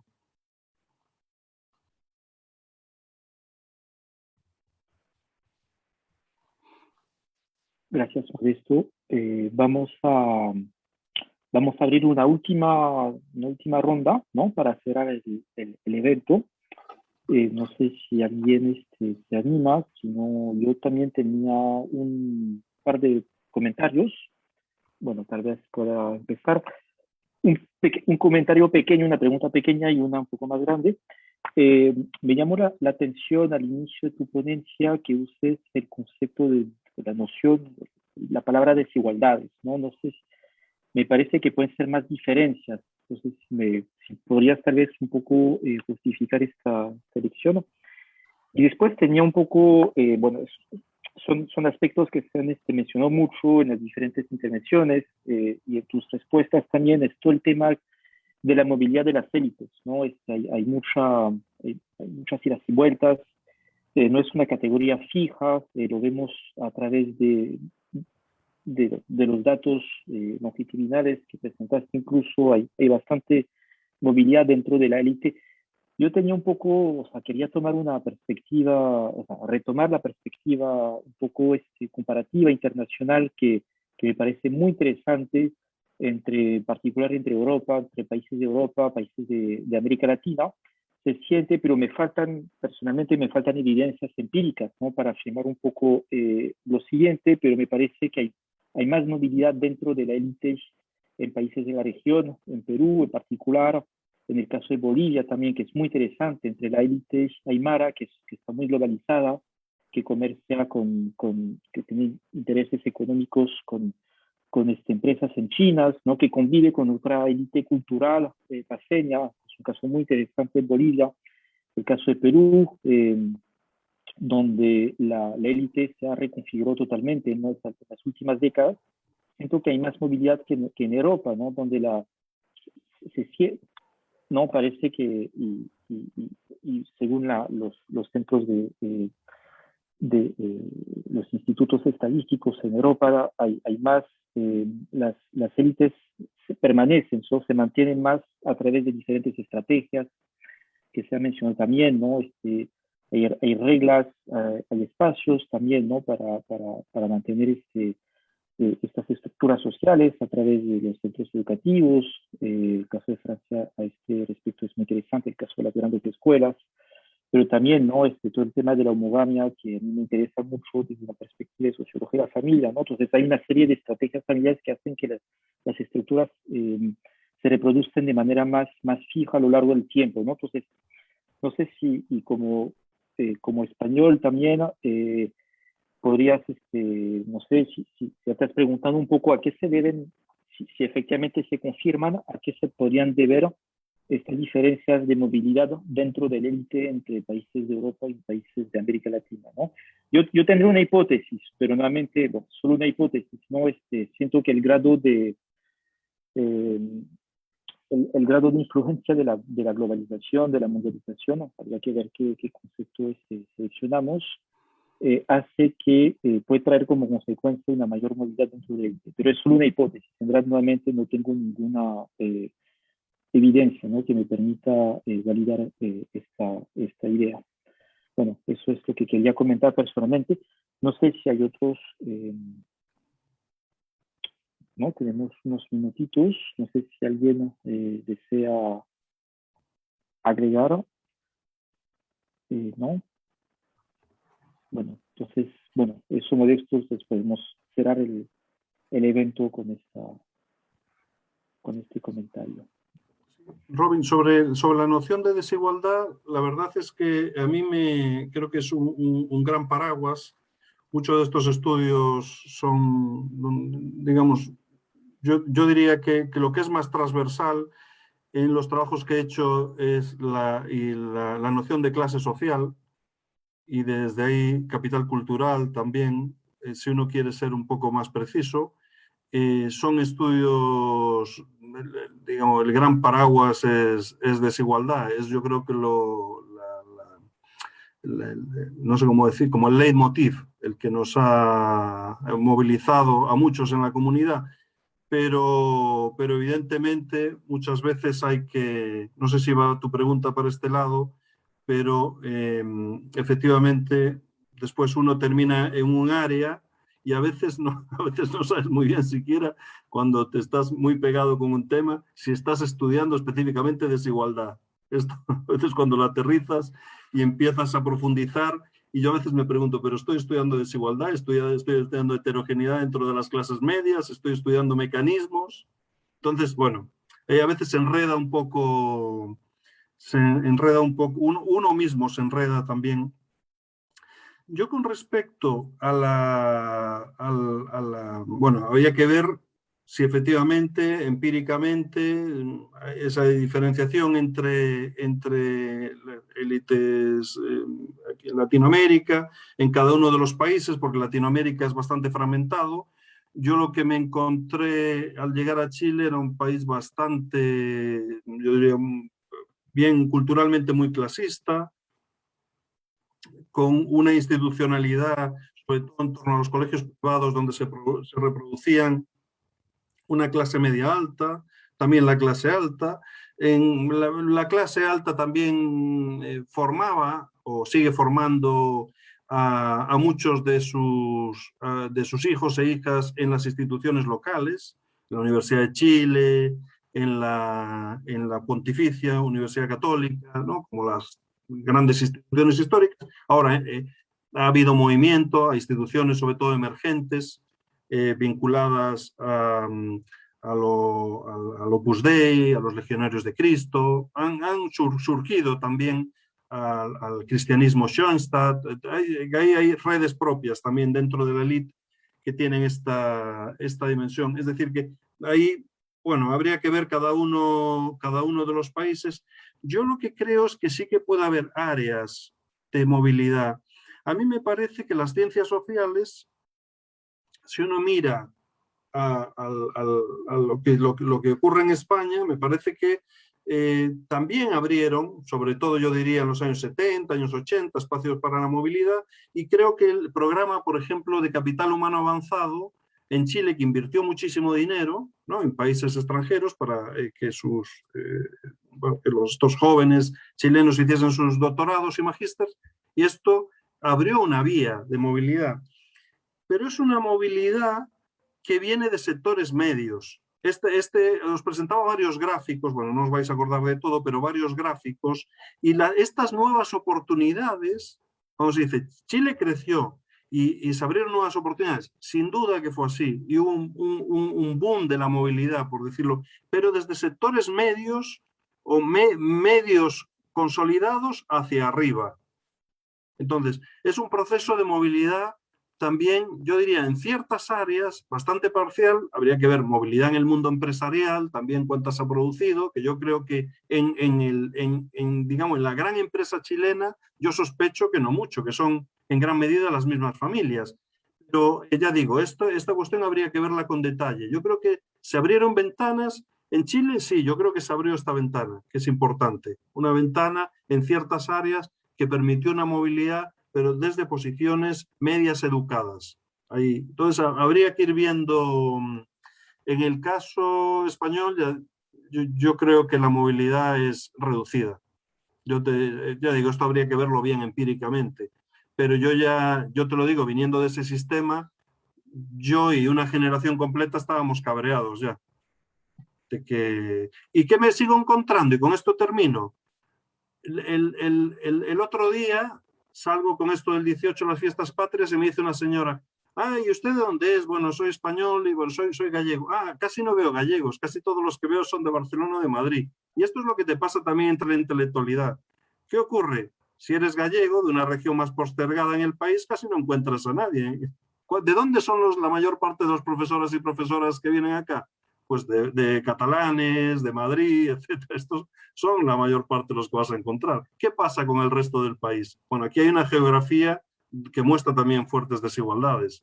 Entonces, bueno, esto habría que verlo con detalle. A mí me gustaría ver más gallegos por el mundo, también ocupando posiciones de cierto prestigio. Muy bien, Modesto. Bueno, muchas gracias nuevamente por compartir todas estas reflexiones. Bueno, quiero agradecer a mis colegas, a Manuela, que organizó, que ha hecho todas las coordinaciones contigo para organizar esta ponencia. Agradecer a Marisa como coordinadora de la directora del doctorado, ¿no? Este es un evento que coorganizamos entre los 3 programas de sociología de la universidad. Y bueno, antes de despedirnos, quisiera anunciar la próxima conferencia, el próximo seminario, que está programado para el miércoles 20 de octubre. Tendremos el gusto de escuchar precisamente a Marisa Paredes, junto con Pablo La Peña de Georgia University, sobre el siguiente tema: formas cotidianas de hegemonía, la negociación de los impactos negativos de la agricultura en Argentina y la minería en el Perú, ¿no? Entonces, ese es el programa. Es una conferencia muy interesante.